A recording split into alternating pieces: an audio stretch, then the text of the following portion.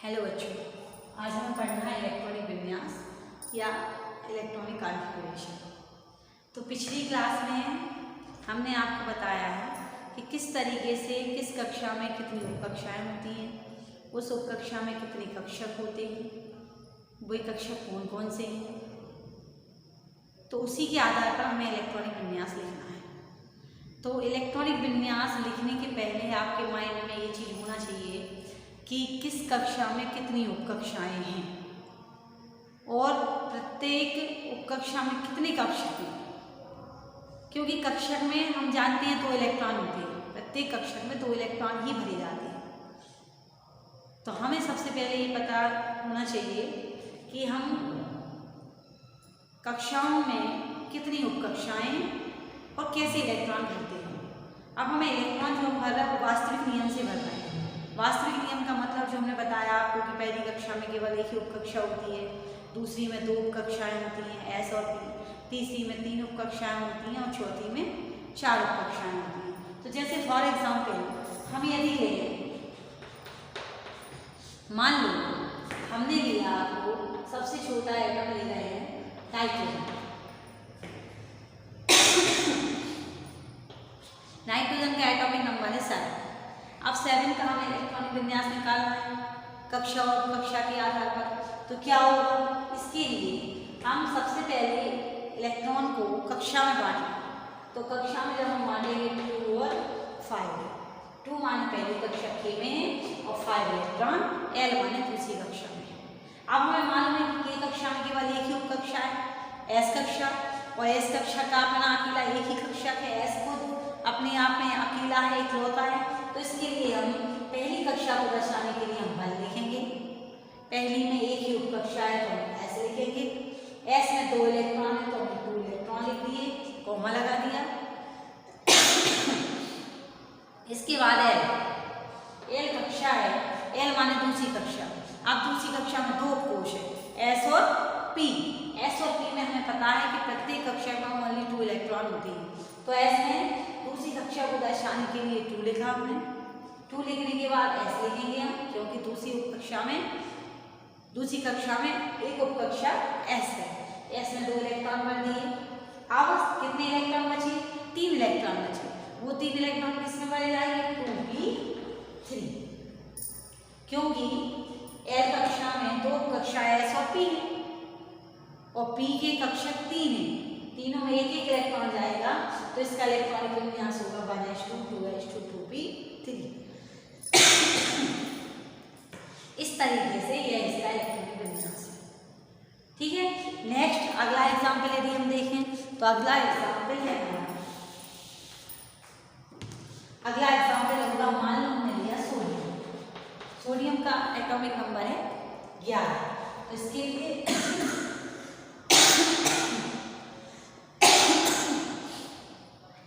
कक्षाओं में आप बांटेंगे तो क्या होगा? 2 8 1। 2 माने पहली कक्षा, 8 माने दूसरी कक्षा और J तीसरी कक्षा, मतलब N।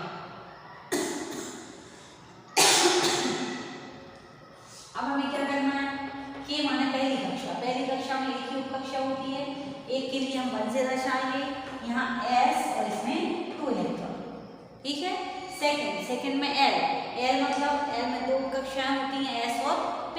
तो S और P के लिए 2s² और 2p6, 6 और 2 8, यहाँ पर 8 इलेक्ट्रॉन हुए। ठीक है, थर्ड कौन सी है? M कक्षा मतलब तीसरी कक्षा। तीसरी कक्षा के लिए हम क्या करेंगे? 3।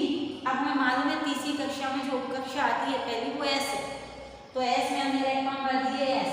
एक इलेक्ट्रॉन है, एक इलेक्ट्रॉन यहाँ भरा जाएगा। तो इस तरीके से आपको इलेक्ट्रॉनिक विन्यास लिखना है और यह एक वास्तविक नियम है। मतलब जैसा बांटा गया है कक्षाओं को वैसे ही हमने इलेक्ट्रॉन को यहाँ भर दिया है। राइट। अब हमें भरना है आभाव सिद्धांत के अनुसार। अब हमें आभाव नियम पढ़ना है कि आभाव नियम क्या है। तो आभाव सिद्धांत, अब आभाव सिद्धांत क्या कहता है? आभाव सिद्धांत किसी वैज्ञानिक का नाम नहीं है, यह एक जर्मन भाषा का शब्द है जिसका अर्थ होता है क्रमिक रचना। तो अपाव का सिद्धांत कहता है कि किसी भी परमाणु के उपकोष में इलेक्ट्रॉन हमेशा ऊर्जा के बढ़ते हुए क्रम में भरे जाते हैं।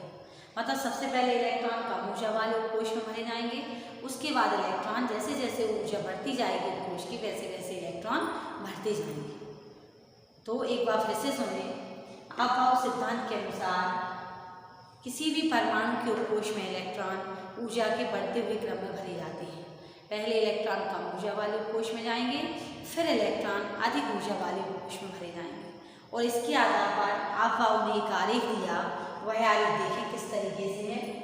1s 2s 2p 3s 3p 3p, फिर यहाँ आ जाएगा 4s 4p 4d और 4f। अब हम लिखते हैं 5s 5p 5d। इलेक्ट्रॉन को भरना है हमें, लेकिन कैसे भरना है? ऊर्जा के बढ़ते हुए क्रम में। इस तरीके से देखें, ठीक। अब देखिए आप पहले 1s में जाएंगे इलेक्ट्रॉन, 1s से 2s में गए और 2s से इलेक्ट्रॉन कहाँ पहुंचेंगे? 3s 2p में। 2p से इलेक्ट्रॉन 3s में, 3s से इलेक्ट्रॉन पुनः कहाँ पहुंच गए? 3p में। 3p से 4s, 4s के बाद आएंगे इलेक्ट्रॉन 3d, 3d के बाद 4p 5s। इस तरीके से इलेक्ट्रॉन ऊर्जा के बढ़ते हुए क्रम में भरे जाएंगे। मतलब सबसे कम ऊर्जा किसकी है? 1s का उपकक्षा की, फिर 2s उपकोष की, उसके बाद 2p, फिर 3s 3p 4s 3d 4p। इस तरीके से इलेक्ट्रॉन भरे जाएंगे। तो अब हमें अपाव सिद्धांत के अनुसार ही इलेक्ट्रॉन को भरना है, ठीक है।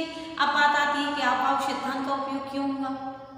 तो अपाव सिद्धांत का सबसे ज़्यादा महत्व है आवर्त सारणी में, क्योंकि आवर्त सारणी में तत्वों को रखा गया है वो हम इलेक्ट्रॉनिक विन्यास के आधार पर रखते हैं। मतलब वहाँ पर यदि हम अपाव सिद्धांत का उपयोग करते हुए इलेक्ट्रॉन को भरें, तत्वों को रखें, तो हमें उस तत्व की पूरी हिस्ट्री पता चल जाएगी कि वह तत्व किस वर्ग का है, उसमें किस ब्लॉक का है, कितने इलेक्ट्रॉन हैं, ठीक है। तो इस सबकी जानकारी हमें अपाव सिद्धांत के आधार पर मिलती है, इसलिए इसका ज़्यादा महत्व है। अब आता है कि इसे एक और सिद्धांत कहते हैं n प्लस l नियम। n प्लस l नियम मतलब आप जो इलेक्ट्रॉनिक विन्यास लिखेंगे वो हम अपाव सिद्धांत के आधार पर लिखेंगे। तो यहाँ आता है n प्लस l नियम। अब n प्लस l नियम का मतलब क्या है? तो हम बता दें कि n प्लस l, n और l का नाम सुना होगा आपने, जो कि क्वांटम संख्याएं हैं। n जो है यहाँ पर n मुख्य क्वांटम संख्या है और l द्विघांसी क्वांटम संख्या है, ठीक है।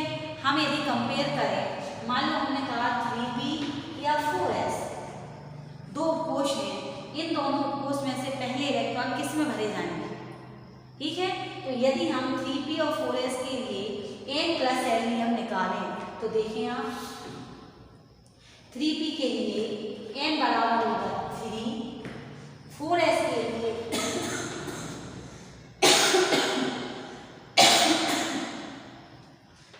लिए n बराबर होगा 4, l बराबर इसके लिए मान आएगा 1 और l बराबर इसके लिए मान आएगा 0, ठीक है। तो यहाँ पर जब हम n प्लस l मतलब 3 प्लस 1 बराबर 4 और यहाँ पर 4 प्लस 0 बराबर भी 4। अब ये कंडीशन आ गई कि दोनों का मान एक सा आ रहा, n प्लस l का मान दोनों का उपकोष के लिए सेम आ रहा है, बराबर, तब इलेक्ट्रॉन किस में जाएंगे। तो ऐसी कंडीशन में जिनके लिए n का मान कम होता है, जिस उपकोष के लिए n का मान कम आता है उसमें इलेक्ट्रॉन पहले भरे जाते हैं। n प्लस l नियम का मतलब है कि ऐसे उपकोष जिनके लिए n प्लस l का मान कम आता है उसमें इलेक्ट्रॉन पहले भरे जाएंगे, जिनके लिए ज़्यादा आएगा उसमें इलेक्ट्रॉन बाद में देना है। लेकिन जब कभी ऐसा हो जाए कि दो उपकोष के लिए N प्लस L का मान बराबर आ जाए, तब ऐसी कंडीशन में इलेक्ट्रॉन उस उपकोष में भरे जाएंगे जिसमें N का मान कम आता है। मतलब इसके लिए N का मान किसके लिए कम है, 3p उपकोष के लिए कम है, तो इलेक्ट्रॉन पहले 3p उपकोष में जाएंगे, उसके बाद 4s उपकोष में भरे जाएंगे। तो इसलिए इसको कहते हैं N प्लस L नियम। अब हम आपबाउ सिद्धांत के अनुसार भर के देखें इलेक्ट्रॉन, एग्जाम्पल लेके देखें तो देखें आप मान लो हमने कैल्शियम का लिया, कैल्शियम को हमें आपबाउ सिद्धांत के अनुसार इलेक्ट्रॉनिक विन्यास लिखना है, तो हम क्या करेंगे, देखिए आप 1s2 2s2 2p6 3s2 3p6, यहाँ तक कोई चेंज नहीं है किसी भी परमाणु के इलेक्ट्रॉनिक विन्यास में, क्योंकि 3p तक एनर्जी का लेवल सही है। अब आता है 3p के बाद क्या आएगा, तो 3p के बाद आएगा 4s2, मतलब कितनी 2 4 6 10 12 18 और 20, मतलब अंतिम इलेक्ट्रॉन कहाँ गया, 4s उपकोष में गया आपबाउ सिद्धांत के अनुसार। तो हमें ये कंटिन्यू प्रैक्टिस करनी है, हमें अलग अलग तत्वों के इलेक्ट्रॉनिक विन्यास लिखने हैं, किसके आधार पर, आपबाउ सिद्धांत के आधार पर, तब कहीं जाके हम सीख पाएंगे कि इलेक्ट्रॉनिक विन्यास किस तरीके से निकाला जाता है।